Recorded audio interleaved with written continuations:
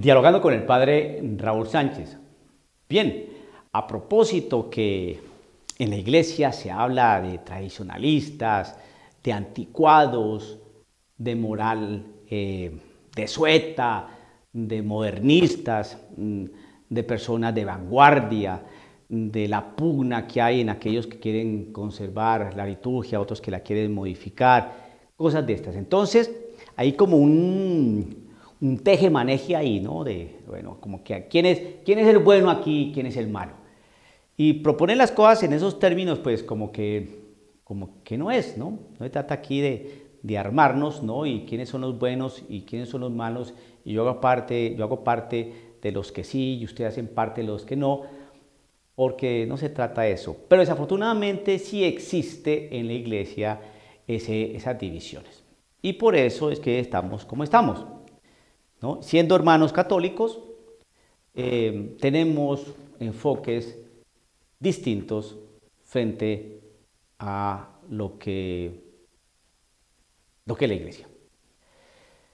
Por eso me llama mucho la atención, me gusta mucho un texto de Pablo a los Romanos, capítulo 12, verso 2 en adelante, y dice así: no sigan la corriente del mundo en que vivimos, sino más bien transfórmense a partir de una renovación interior. Así sabrán distinguir cuál es la voluntad de Dios, lo que es bueno, lo que le agrada, lo que es perfecto. Vamos entonces a ir desgranando este corto texto. No sigan la corriente del mundo en que vivimos. Bueno, eso lo dijo hace 2000 años y hoy, ¿cómo podríamos entender esto? ¿Cuál es la corriente de este mundo? No sigan la corriente del mundo en que vivimos, sino más bien transfórmense. ¿Cuál es la corriente de este mundo? ¿Cuáles son los criterios de este mundo? ¿Cómo se está moviendo el mundo de hoy? ¿Y qué es lo que Pablo nos quiere enseñar? No sigan la corriente del mundo en que vivimos, sino más bien transfórmense a partir de una renovación interior. Bueno, entonces esto vamos a aclararlo, vamos a dar unas pistas. Todo esto en materia de fe, porque es la Biblia. Y tomo un ejemplo. Un ejemplo que hoy se quiere cambiar. No se acomen a los criterios de este mundo. No sigan la corriente de este mundo. Entonces, para saber si estamos siguiendo la corriente de este mundo, tenemos que irnos para atrás e ir mirando cómo se ha venido desarrollando el mundo. O cómo se ha venido desarrollando la evangelización, nuestra fe, nuestra espiritualidad en el mundo, en la tierra, en este devenir en que estamos insertos y nos hemos venido desarrollando. Bueno, si nosotros hemos recibido una enseñanza, ¿no?, sobre cómo se asume toda esta realidad de la Eucaristía, de la comunión, si analizamos que el Señor en la última cena dijo: esto es mi cuerpo y esto es mi sangre, que en el capítulo 6 del Evangelio según San Juan nos hace referencias, pero repetidas, al que come el cuerpo y la sangre de Cristo Jesús tendrá la vida eterna, porque mi carne es verdadera comida, porque mi sangre es verdadera bebida, y el que come mi cuerpo y mi sangre tendrá la vida eterna. Yo habitaré en ustedes y ustedes en mí. Y varias veces, cuando vemos en ese discurso del pan de vida, cómo unos hombres no entendieron ese mensaje y se apartaron, porque eran discípulos del Señor, porque les parecía como traía los cabellos comer el cuerpo de Cristo. El Señor no los detuvo, sino que son de sus apóstoles y les digo: ¿ustedes qué? ¿También se van a ir? Vemos una introducción como una especie de programación interesante, ¿no?, para adentrarnos a este misterio de la Eucaristía, cuando la multiplicación de los panes y los peces, que fue un milagro, No fue un discurso parabólico, como nos están enseñando ahora. No es un discurso parabólico, es una realidad histórica por los acontecimientos y el contexto en que se desarrolló y se hizo este milagro. Tanto así que cuando Jesucristo, cuando la gente vio ese milagro, entonces decidieron tomarlo ¿para qué? Para hacerlo rey. Yo siempre he dicho, ¿a quién se le va a ocurrir nombrar como rey a alguien que cogió unos panes, un pescado, y que hizo recostar a toda la gente ahí en un pasto muy agradable, parece que el día estaba muy bonito, y que todos sacaron de sus alforjas y lo que llevaban por ahí, sacaron sus pescaditos y otros pancitos y otras cositas por ahí, y qué picnic tan maravilloso. Simplemente porque cuando estaba el maestro de Galilea, la pasaban de maravilla, porque el día estaba soleado y el pasto estaba verde y bonito, porque Cristo Jesús repartió los panes y los peces con sus apóstoles y todo el mundo se animó y todo el mundo se volvió generoso, porque cuando Cristo Jesús está entre nosotros uno se vuelve generoso, los sentimientos cambian y todo es maravilloso y perfecto, y por eso lo quisieron nombrar rey. La escritura no dice ni que la gente sacó de sus mochilas comida, ni que se repartieron entre todos lo que traían en sus maletas, nada de esas cosas, no. Lo que nos dice es que al ver la señal que hizo, es decir, el milagro, porque San Juan no dice milagro, sino la señal, es decir, el milagro, ¿de qué? De que unos pocos panes y unos pocos peces se comieron más de 5.000 personas. Ah, no, espérense un segundo, espérense un segundo. Ese hombre es el Mesías, ese es el profeta esperado, ese es. Tráiganlo acá, vamos a nombrarlo rey. No es parábola. Está en los 4 evangelios.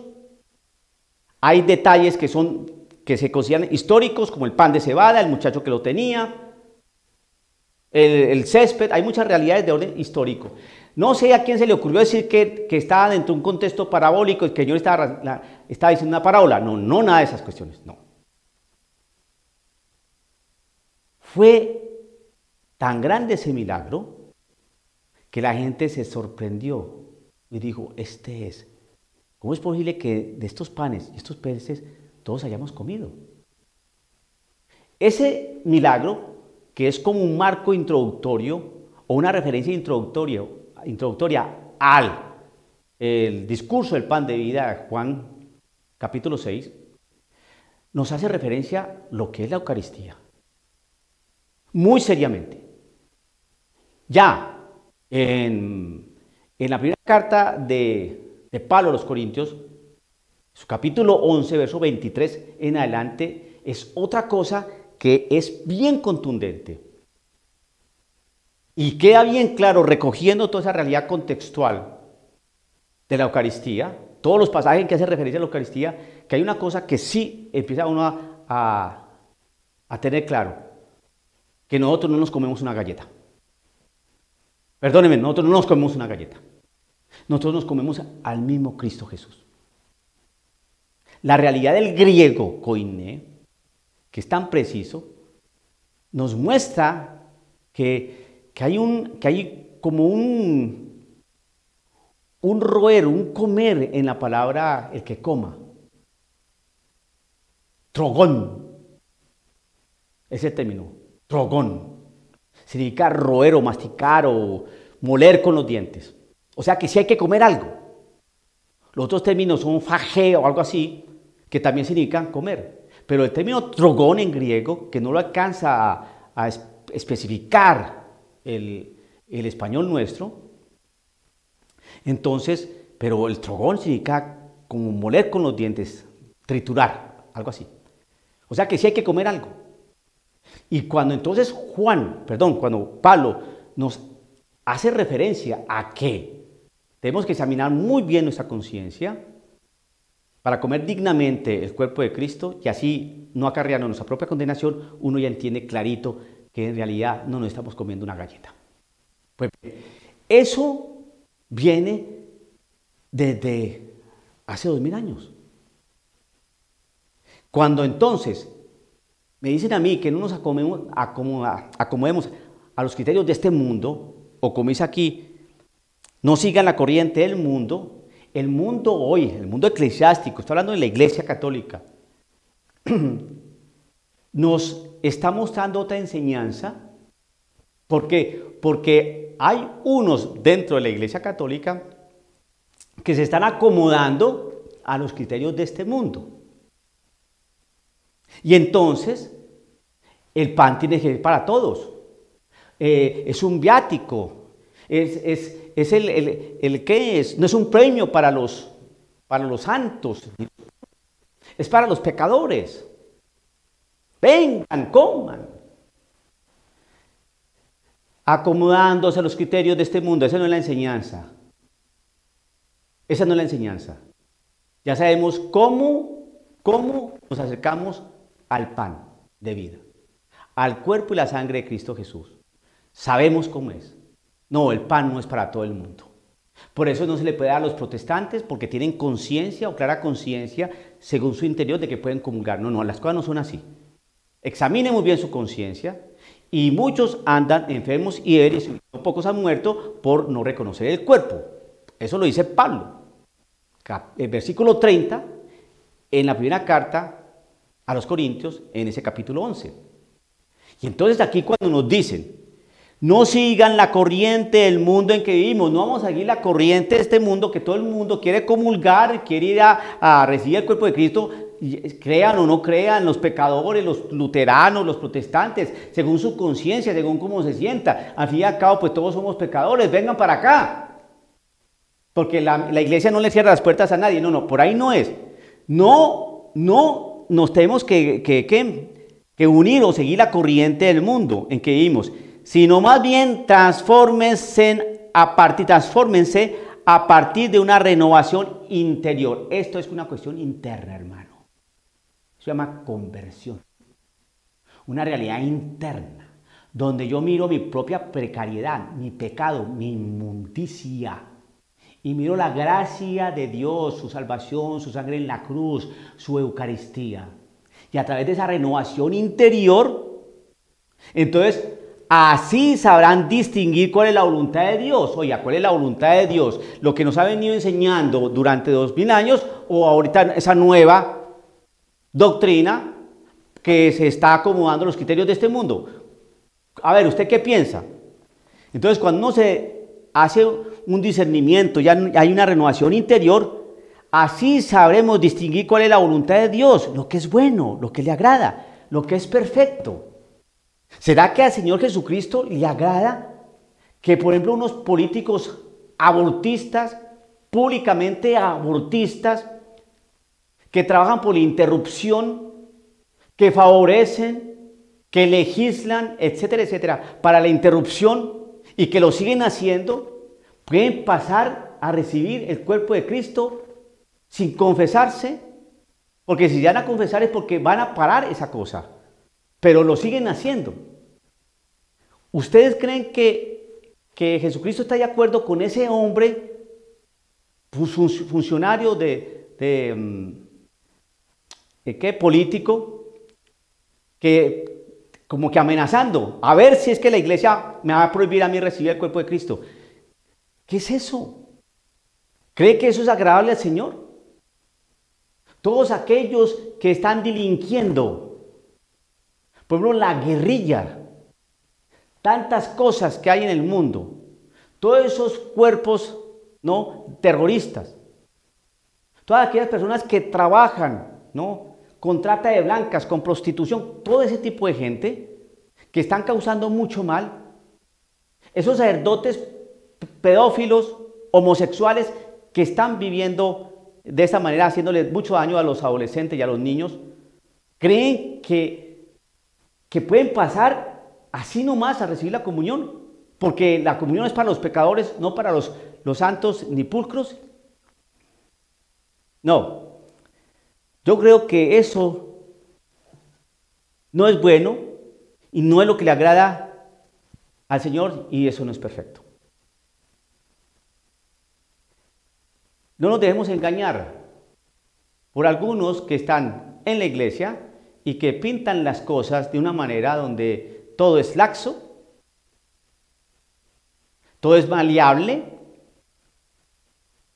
todo es permisivo o todo se permite porque Dios es misericordioso. No, no, no, no. Olvidémonos, eso no es así. Cuando yo veo que a través de 2000 años nuestra iglesia ha venido enseñando, transmitiendo, esforzándose, hay santos, hay mártires, hay documentos, hay arte, toda esa realidad cristiana, toda esa tradición cristiana, toda esa historia cristiana que nos ha venido enseñando el valor de la Eucaristía, porque es un ejemplo que tomé para cambiarlo simplemente para adecuarnos y conciliar con el mundo, no. Por eso Pablo nos dice, no sigan la corriente del mundo en que vivimos, sino más bien transfórmense a partir de una renovación interior, así sabrán distinguir cuál es la voluntad de Dios, lo que es bueno, lo que le agrada, lo que es perfecto. Dialogando con el padre Raúl Sánchez.